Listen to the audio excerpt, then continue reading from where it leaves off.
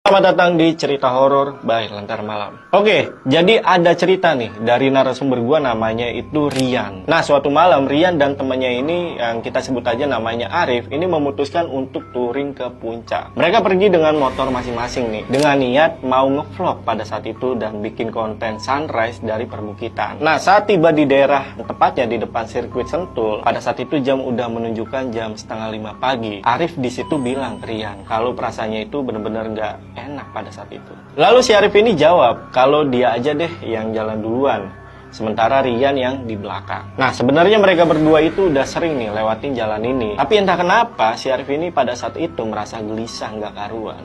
Nah, akhirnya mereka jalanlah berdua menuju bukit tersebut. Normalnya dari sirkuit ke bukit itu cuma butuh 30 menitan aja. Nah, selama perjalanan menuju bukit, si Arif ini lama-lama makin ngebut dan Rian pun ketinggalan jauh. Nah, berhubung jalannya gelap, di situ sama sekali nggak ada penerangan. Dan ada momen Rian ini ngeblank dan pas dia sadar, jalanan yang biasanya bagus, dia merasa kok sekarang malah lewatin jalan yang becek dan gak ada ojek.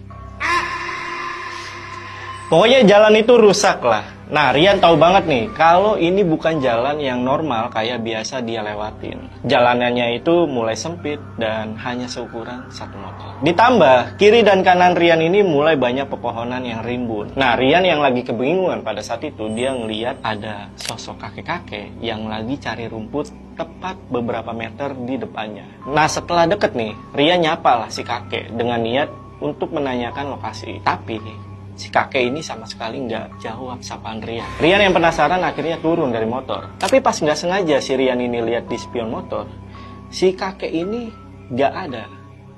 Nah, kalau dia nengok ke belakang, si kakek ini ada. Nah, gimana itu? Nah, akhirnya Rian pun memutuskan untuk nyamperin.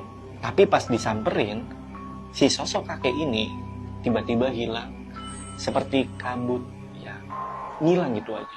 Nah, di situ Rian panik. Akhirnya dia pun jalan lagi dan dia malah masuk ke sebuah perkampungan.